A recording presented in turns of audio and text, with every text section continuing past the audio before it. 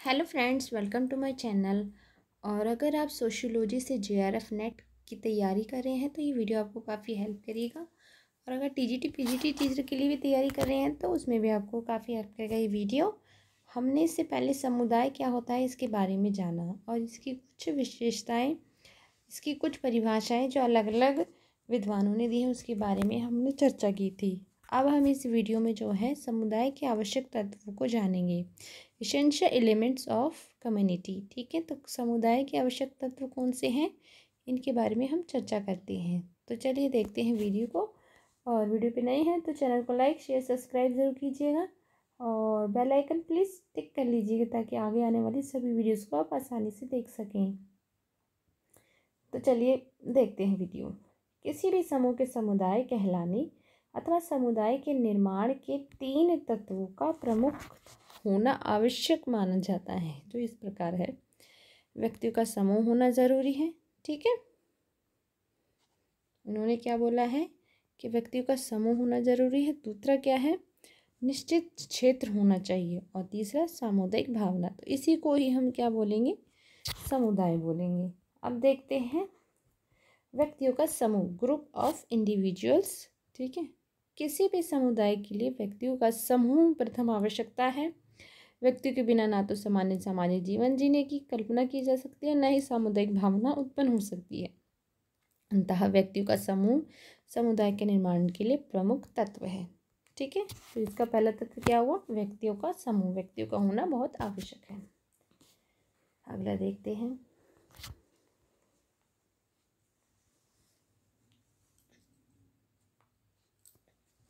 निश्चित भौगोलिक क्षेत्र। तो निश्चित जियोग्राफिकल एरिया देखते हैं कि प्रत्येक समुदाय के लिए एक निश्चित भौगोलिक क्षेत्र का होना अति आवश्यक है। जब तक कोई समूह निश्चित भौगोलिक क्षेत्र में निवास नहीं करेगा तब तक उसे समुदाय नहीं कहा जाएगा। जो लोग हैं तो उनका एक क्षेत्र में रहना बहुत ज़रूरी है, जैसे किसी गांव, नगर, राष्ट्र। इसलिए समुदाय कहा जाता है क्योंकि इनमें से प्रत्येक का अपना अपना निश्चित भौगोलिक क्षेत्र होता है। किसी एक क्षेत्र विशेष में लंबे समय तक साथ साथ रहने और जीवन की सामान्य गतिविधियों में भाग लेने को मतलब भाग लेने से क्या होता है, अपनत्व, यानी कि हमारी हम की भावना आ जाती है। वे इस विशेष समूह को अपना समूह समझ लेते हैं या समझते हैं और निश्चित भौगोलिक क्षेत्र में एक दूसरे के निकट आ जाते हैं। निकट रहने के कारण भी क्या होता है, अंतर्क्रिया होती है दोनों में, उसकी मात्रा बढ़ जाती है और जो सामाजिक संबंधों के निर्माण में या उसके निर्माण की दृष्टि से बहुत आवश्यक है। तो ये दूसरा हमारा जो है तत्व हो गया। देखते हैं अगला, सामुदायिक भावना यानी कम्युनिटी सेंटिमेंट्स होना बहुत ज़रूरी है। इसे हम की भावना के नाम से पुकारते हैं, सामुदायिक भावना कहते हैं, समुदाय के निर्माण में आवश्यक है। तो चलिए देखते हैं किस तरीके से। समुदाय के लिए व्यक्तियों के समूह निश्चित भौगोलिक क्षेत्र के अलावा सामुदायिक भावना का होना अति आवश्यक है। ठीक है, सामुदायिक भावना का तात्पर्य क्या है, हम सब एक हैं। हम जो है अलग अलग ना हो करके हम सभी में जो है एक मानसिक रूप से हम सब एक हो जाते हैं, उसमें किसी प्रकार का भेदभाव नहीं पाया जाता। यह समुदाय हमारा है, यह अन्य समुदाय से भिन्न है। इसके सुख दुख में हम सभी समान रूप से भागीदार होते हैं। हम सब दृढ़ता के सूत्र में बंधे हुए हैं। ठीक है, सामान्य प्रत्येक समुदाय अन्य समुदाय के संदर्भ में एक संगठित इकाई के रूप में कार्य करता है। ठीक है, तो इसमें क्या कहा है कि सामान्यतः प्रत्येक समुदाय जो है एक संगठित इकाई के रूप में कार्य करता है। जब तक किसी निश्चित भौगोलिक क्षेत्र में निवास करने वाले लोगों में यह सामुदायिक भावना नहीं आ जाती तब तक हम उससे समुदाय नहीं कह सकते। और जब कुछ लोग लंबे समय से इकट्ठे साथ साथ रहते हैं और साथ साथ कार्य भी करते हैं तो एक दूसरे के सुख दुख में भाग अवश्य लेते हैं, सामूहिक हितों के प्रति जागरूक भी होते हैं, है ना, और आवश्यकता पड़ने पर बड़े से बड़ा त्याग भी करने के लिए तैयार रहते हैं। तो उनमें हम की भावना या सामुदायिक भावना का पनपना स्वाभाविक ही होता है। तो सामुदायिक भावना के अंतर्गत 3 बातें पाई जाती हैं। ठीक है, अब पहली क्या है, हम की भावना की अभिव्यक्ति का होना। इससे पहले हमने इसके 3 तत्व पढ़े थे, उसके बाद हम पढ़ेंगे कि इसके अंतर्गत आने वाली 3 और बातें हैं कि अपनी अभिव्यक्ति की भावना होती है। हम की भावना व्यक्ति को सुख दुख में साथ देने, मिलकर काम करने को प्रोत्साहित करती है। स्थान विशेष के साथ लोगों का विशेष लगाव पाया जाता है।